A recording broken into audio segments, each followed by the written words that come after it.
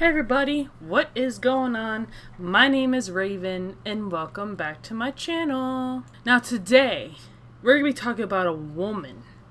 Okay, let me just explain this before you hear the story. A woman who murdered a member of her family and was laughing and celebrating about it.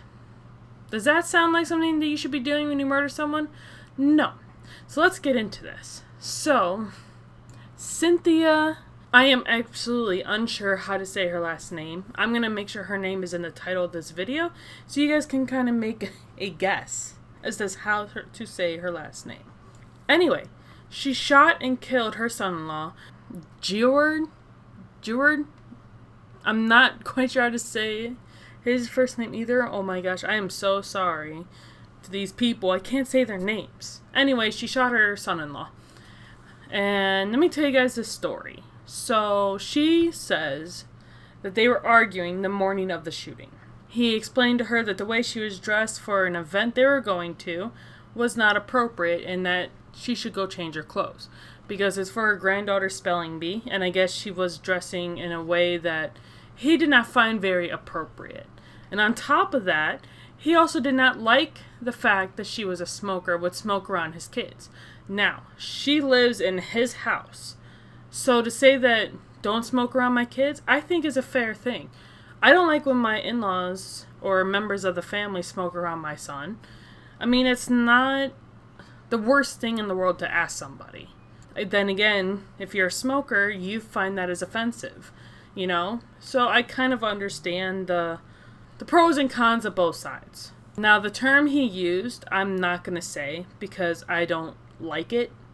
He says that she looked a certain way, and I think it's not appropriate to tell someone that. Just say, hey, I wish you could change your clothes, dress a little more professional or something like that instead of the word he used.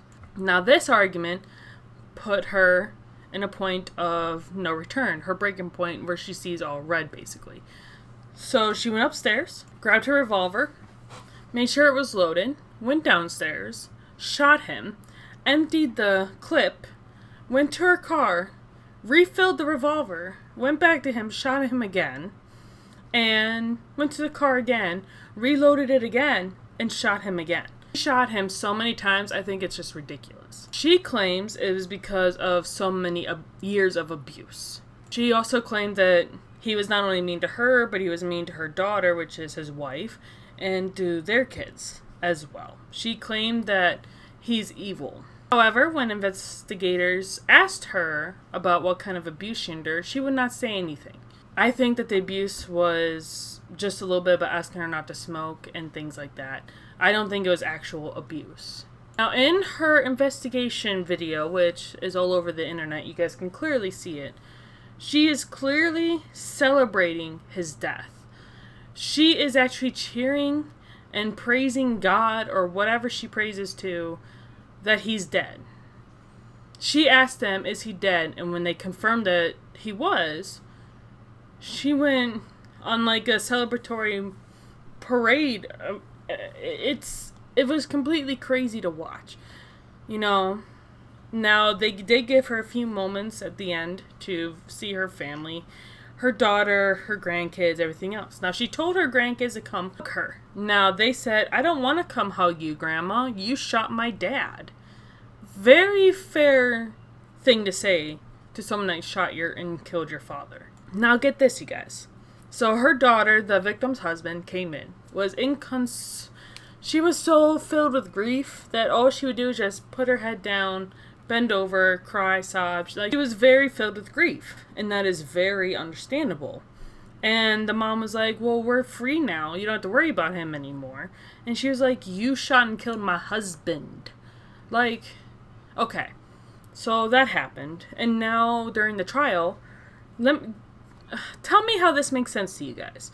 The woman, okay, the daughter, the victim's wife, supported the defense team. But there is no proof of actual abuse from him towards anybody. I'm sorry. If my mother shot my husband, I would say give her the death penalty.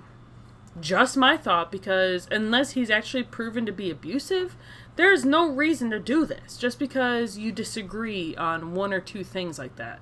Anyway, this is going to be a shorter video, so I hope you guys like it. If you did, hit the like button before you go.